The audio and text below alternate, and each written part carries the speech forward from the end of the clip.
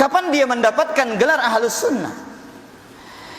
Ahlus sunnah yang sebenarnya, para jamaah yang dimuliakan oleh Allah, mereka orang-orang yang berpegang teguh dengan sunnah Nabi alaihi salatu wassalam, berpegang teguh dengan Al-Quran, berpegang teguh dengan hadis-hadis Nabi alaihi salatu wassalam, berpegang teguh dengan kesepakatan as-sabiqun al-awwalun dari muhajirin dan al-ansar, dan orang-orang yang mengikuti mereka dengan baik. Ini yang disebut ahlus sunnah. Ini yang berhak mendapatkan gelar ahlus sunnah. Meskipun mereka dituduh dakwah sesat, meskipun mereka dituduh dakwah ini, dakwah itu, dakwah memecah belah umat, tapi manakala mereka adalah orang-orang yang berpegang teguh dengan Al-Quran, berpegang teguh dengan hadis Nabi yang sahih, mereka berpegang teguh dengan kesepakatan ijma'nya para salaf, dari para sahabat dan orang-orang yang mengikuti mereka dengan baik, maka mereka lah yang berhak untuk diberikan gelar ahlus sunnati wal jamaah.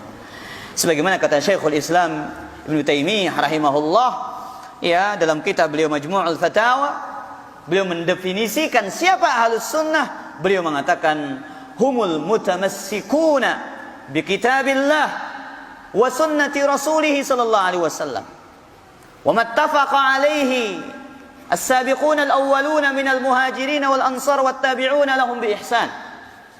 Mereka orang-orang yang berpegang teguh dengan Al-Quran, dengan hadis yang sahih, dengan kesepakatan para sahabat dari kalangan muhajirin dan al-ansar, dan orang-orang yang mengikuti mereka dengan baik. Itulah ahlus sunnah. Adapun hanya sebatas pengakuan, adapun hanya sebatas gelar, tapi hakikatnya mereka menyelisihi Al-Quran, menyelisihi hadis Rasul, bahkan menyelisihi ijma'nya, kesepakatannya para salaf, maka pada hakikatnya meskipun mereka melabeli diri mereka dengan ahlus sunnah, maka mereka tidak berhak untuk mendapatkan gelar ahlus sunnah. Kemudian kata Imam Ibnu Hazm Al-Andalusi rahimahullah, wa ahlus sunnati alladzina nadhkuruhum ahlul haqqi. Ahlus sunnah yang kami sebutkan, mereka adalah orang yang berada di atas kebenaran. Ahlus sunnah yang kami sebutkan adalah mereka yang berada di atas kebenaran. Wa man adahum fa ahlul bid'ah. Selain mereka adalah ahli bid'ah.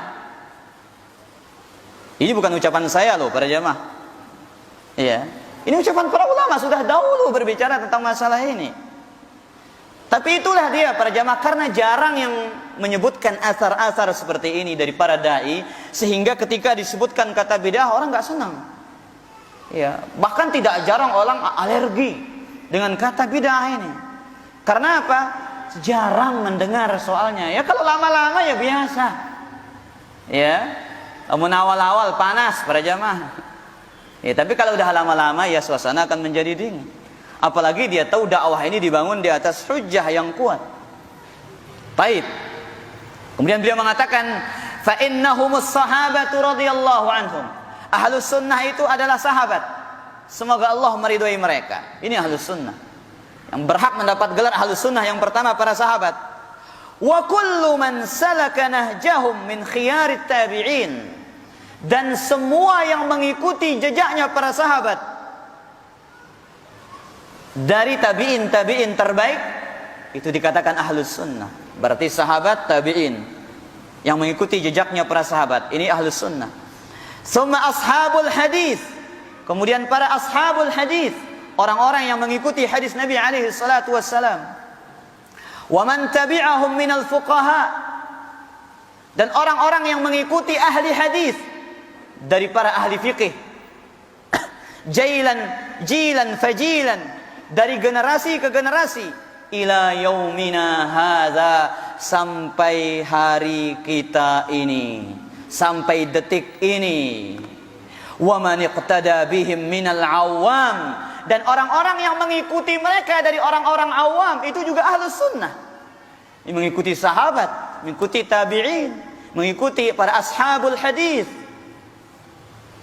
Ya, intinya mengikuti jejak mereka. Fi syarqil ardi wa gharbiha rahmatullahi alaihim, di penjuru timur bumi ataupun di penjuru barat bumi. Mereka adalah orang-orang yang disebut sebagai Ahlus Sunnati wal Jamaah. Taib.